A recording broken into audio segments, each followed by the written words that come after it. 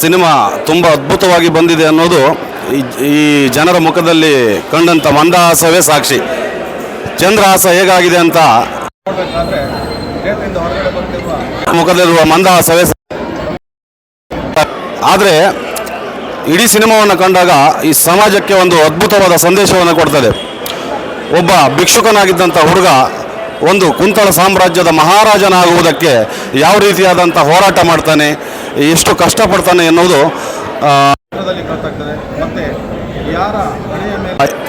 ಹಣೆ ಬರಹವನ್ನು ಯಾರಿಂದಲೂ ತಪ್ಪಿಸಲಿಕ್ಕೆ ಆಗುವುದಿಲ್ಲ ಎನ್ನುವುದು ಈ ಚಿತ್ರದ ಸಂದೇಶ. ಮತ್ತು ಚಂದ್ರಪ್ಪ ಎನ್ನುವ ನಾಯಕನನ್ನು ದುಷ್ಟಬುದ್ಧಿ ತನ್ನ ಜೀವನದುದ್ದಕ್ಕೂ ಚಂದ್ರಹಾಸನನ್ನು ಕೊಲ್ಲುವುದೊಂದೇ ಅವನ ಗುರಿಯಾಗಿತ್ತು.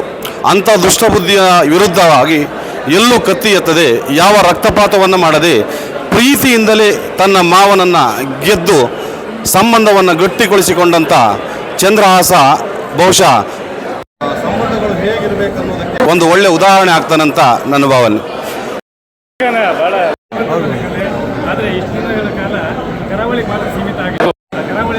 ಹೋಗಿರಲಿಲ್ಲ.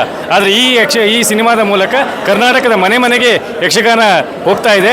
ನೀವೆಲ್ಲರೂ ಕೂಡ ಕರ್ನಾಟಕದ ಎಲ್ಲರೂ ಈ ಸಿನಿಮಾ ನೋಡಲೇಬೇಕು. ನಮ್ಮ ಯಕ್ಷಗಾನ ಶ್ರೀಮಂತಿಕೆಯನ್ನು, ಕನ್ನಡ ಶ್ರೀಮಂತಿಕೆಯನ್ನು ಸಾರುವಂಥ ಕಥೆಯನ್ನು ನೋಡಬೇಕು.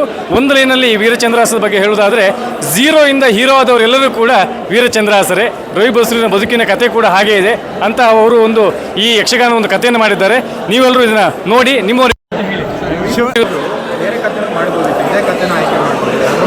ಅದು ಯಾಕೆ ಅಂತ ಹೇಳಿದರೆ, ಅದೇ ಕರಾವಳಿ ಭಾಗದಿಂದ ಬಂದಂಥ ರವಿ ಬಸ್ರೂರು ಅವರು ಕರಾವಳಿಯಲ್ಲಿ ಅದೇ ಅವರು ಹುಟ್ಟಿ ಈ ತನಕ ಸುತ್ತಮುತ್ತಲಿನ ಪರಿಸರದಲ್ಲಿ ಇದ್ದಂಥ ಒಂದು ಕಲೆ ಯಕ್ಷಗಾನ.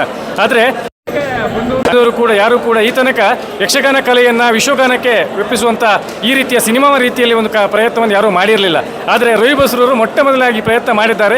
ಇಂತಹ ಪ್ರಯತ್ನಗಳು ಸಾವಿರ ಆಗ್ಬೋದು. ಯಾಕಂತ ಹೇಳಿದರೆ ಕನಿಷ್ಠ ಒಂದು 5,000 ಕಥೆಗಳು ನಮ್ಮ ಯಕ್ಷಗಾನದಲ್ಲಿದೆ. ನಮ್ಮ ಯಕ್ಷಗಾನ ಕಲಾವಿದರಿಗೆ ಇನ್ನೊಂದಿಷ್ಟು ಅವಕಾಶಗಳಾಗ್ತದೆ. ಮೊನ್ನೆ ಅವರು CM ಅವರಿಗೆ ಮನವಿ ಪತ್ರವನ್ನು ಕೊಡುವಾಗ ಕೂಡ ಇದನ್ನೇ ಹೇಳಿದ್ದಾರೆ. 6 ತಿಂಗಳು ಯಕ್ಷಗಾನ ಕಲಾವಿದರಿಗೆ ಮೇಳಗಳಿರ್ತದೆ, 6 ತಿಂಗಳು ಅವರು ಖಾಲಿ ಇರ್ತಾರೆ, ಅವರಿಗೇನಾದರೂ ವ್ಯವಸ್ಥೆ ಆಗಬೇಕು, ಅವರ ಬದುಕಿಗೆ ಆಗಬೇಕು ಅಂತ. ಅಂದರೆ ಒಟ್ಟು ಯಕ್ಷಗಾನ ಕಲಾವಿದರಿಗೆ ಮತ್ತು ನಮ್ಮ ಯಕ್ಷಗಾನವನ್ನು ವಿಶ್ವಗಾನವಾಗಿಸುವಂಥ ಮಹಾಪ್ರಯತ್ನಕ್ಕೆ ರವಿ ಬಸ್ರೂರು ಹೋಗಿದ್ದಾರೆ. ನಿರೀಕ್ಷಿಸಿ, ಈಗಷ್ಟೇ ಫಸ್ಟ್ ಮುಗಿಸಿ ಬರ್ತಾ ಇದ್ದೇವೆ. ಖಂಡಿತ ನಿರೀಕ್ಷಿಸಿ.